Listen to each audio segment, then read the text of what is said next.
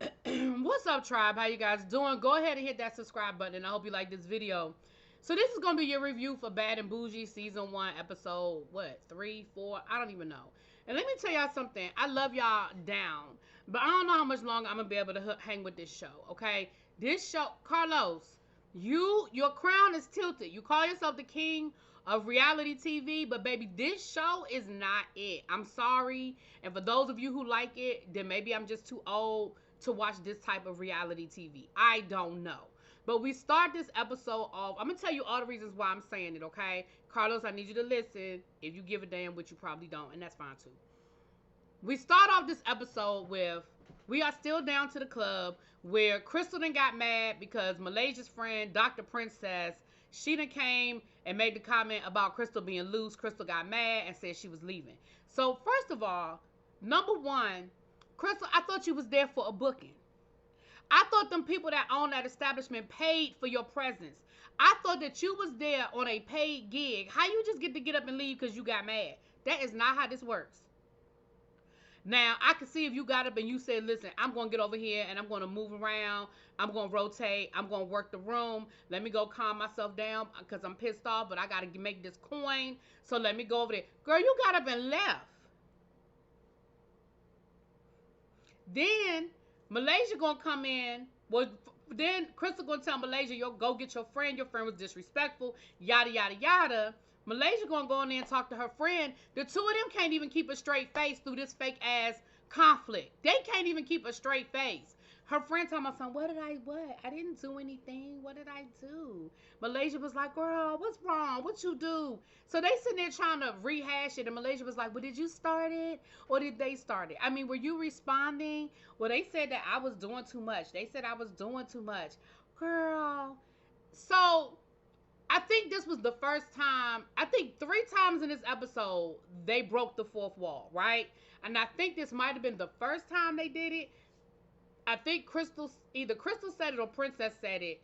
Somebody said, well, when we see it play back, we'll know who's telling the truth. Ma'am, why are we breaking the fourth wall? And they do it like 2 or 3 times in this episode where they're like, well, we'll see who's telling the truth when we see it play back. Well, when we see the playback, we'll know who's telling the truth. We ain't supposed to be talking about no playback. We're not supposed to be talking about, oh, well, we'll see who's telling the truth when we see it come back over. Then we got Tamika down to her house. Now, wasn't Tamika looking for a new house?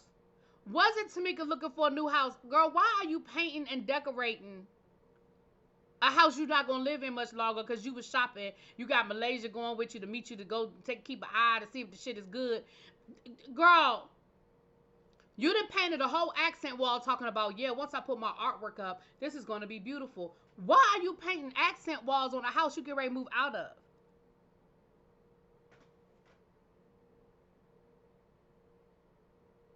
Why are you talking about once I put my artwork up, it's going to look really nice?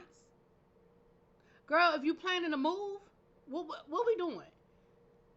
So then, Tamika is planning a Friendsgiving with a podcast on the side, okay? She started her podcast a couple of months ago, so she's going to do a live filming of her podcast at her Friendsgiving in her living room.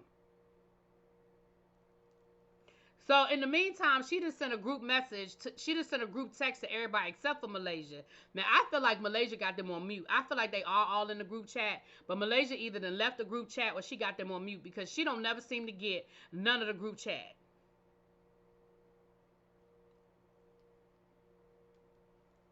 Tamika basically told them she didn't appreciate the fact that they out here talking behind her back, and if they got something to say, they need to say it to her, whatever, right? But then she invites all of them to the Friendsgiving.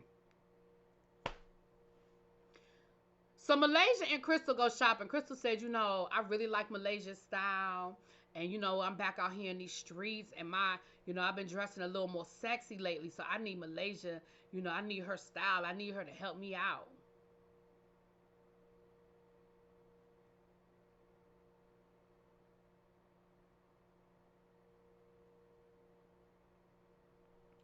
So while they're shopping, Crystal addresses the issue that happened with Malaysia. With Malaysia's friend, Dr. Princess. And basically, part of the problem, I think, is that Crystal gets excited and she starts talking and she overtalks you and she doesn't let you finish what you're saying. So when she's really just trying to have a dialogue, it comes off like she's arguing or being combative, right? So I feel like because she came off that way, I feel like Malaysia got defensive and she came off the way she came off. And what Malaysia said, and Crystal was like, Malaysia was like, well, I feel like you came in hot. I feel like you started it. And Crystal was like, girl, what you talking about? She was like, you can look at the tape, and you'll see that it wasn't me, it was her.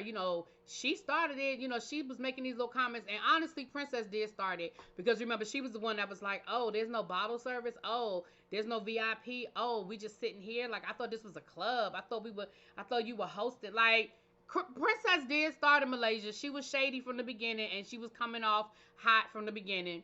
So Crystal was like, fine, if you don't feel like your friend did anything wrong, then I just will ask that you not invite me to anything where she's going to be. Malaysia was like, well, I can one up you. You ain't got to invite me to nothing. I ain't got to come to nothing. If you don't want my friend to come, then that's no problem. I just won't be there either. And I'm thinking to myself, how does one equal the other? How does Crystal saying don't invite me, I just don't want to be around her, how does that equate to it escalated so quickly? And basically, Malaysia was like, cool. Crystal was like, cool. Malaysia was like, cool-er. Crystal was like, cool-er. Malaysia was like, okay, then cool, I'm gone. And Crystal was like, okay, cool, you can leave. Oh, wait a minute, I forgot. I got to pay for these clothes that I've been trying on and put in this lady's store. So while Crystal paying for her stuff, then Malaysia them stomped off. And I was like, how did we get here? Like, that thing escalated so fast.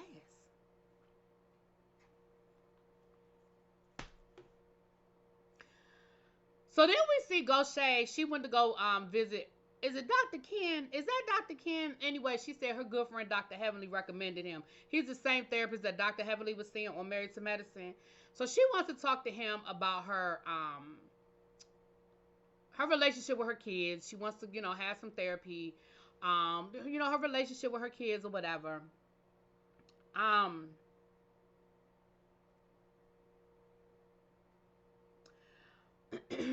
Dr. K. Yeah, Ken, K, whatever. I feel like, and I understand what Goshay said. I think what Goshay said is valid, right? She had a rough childhood. She was assaulted. She was molested. She said nobody believed her. So she said, I went to jail. When I got out of jail, I did the best I could with what I had. I parented my children the best way I knew how. I didn't have the best parenting growing up.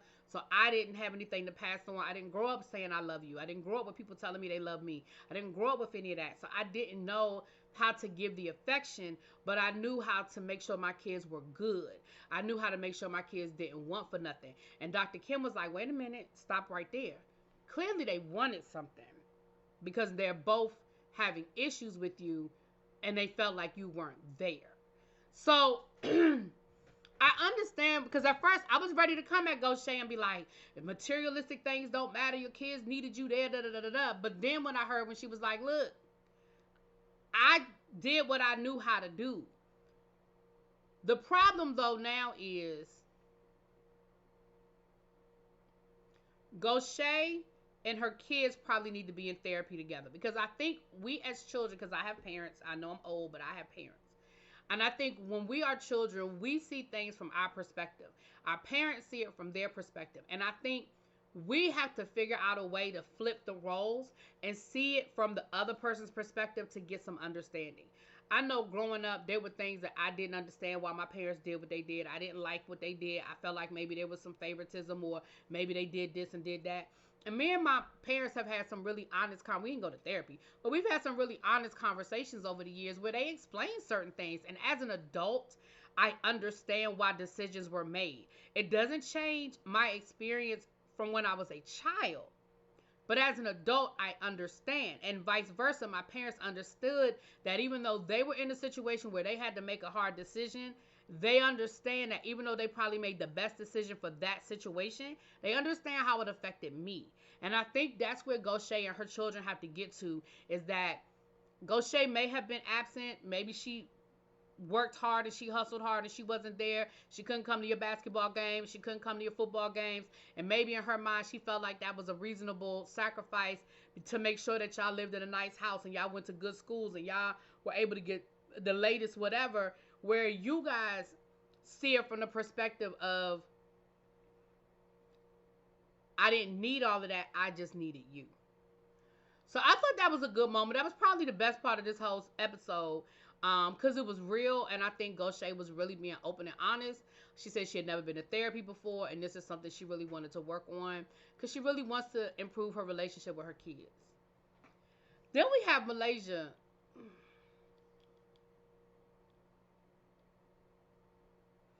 Going to see this lady about getting her child support. Has this not been the same storyline that Malaysia had from, like, isn't that the same thing that we... So Malaysia starts talking to the lady, and she says, well, you know, my brother recommended you to me. He said that you're trying to get your child support, so tell me a little something about it. Malaysia says she ain't had child support in 9 years. That lady went, She said, 9? Explain that to me. So Malaysia said that basically she never pressed the issue. She never made him pay child support. Even though she was ordered child support, she never really went through, like, going through the paperwork, going to filing court papers, because, you know, she didn't want to mess up his dreams. He had dreams, and she still loved him, and he didn't want to not be able to do the things he wanted to do.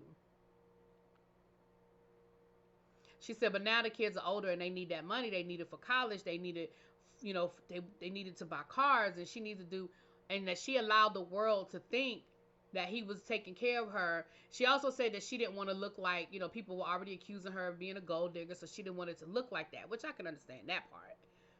But girl, 9 years?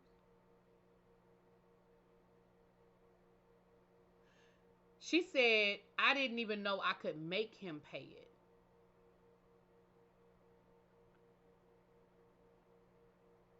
I'm going to call bullshit on that. What do you mean you didn't know you could make this man pay child support? It's court ordered.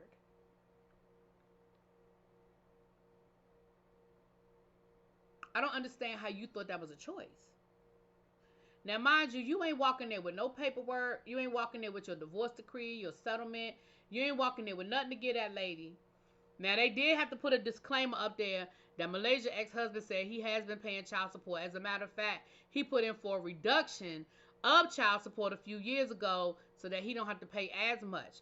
Now, listen, I don't know who's telling the truth. That ain't my business. I don't know. All I know is that's the same storyline that we was carrying from last season of Basketball Wives before she quit in the middle of the season. Now, I don't really watch. I don't know how many other times it's come up. But neither here nor there. It's whatever, child.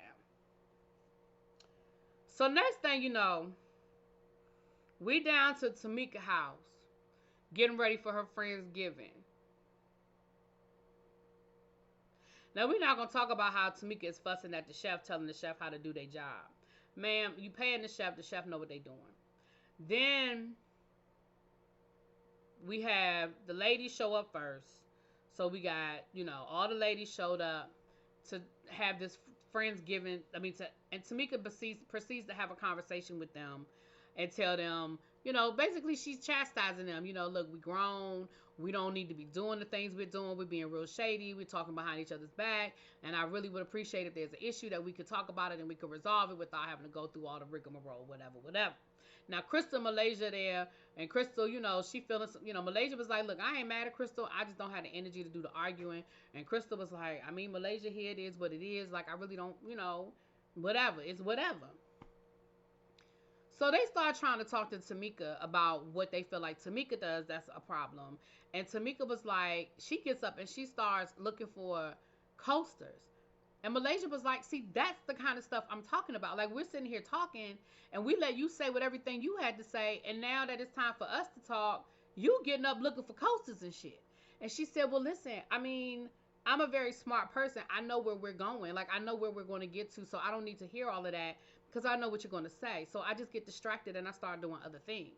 Now, from a perspective of somebody who deals with ADHD, maybe it's legit, right? But from the perspective of somebody that feel like Tamika is just being dismissive, I don't know. Goshay shows up, and Goshay wants to address the comment that Tamika made about when she said you're gonna be alone married to your house, and she was like, better than married to a woman.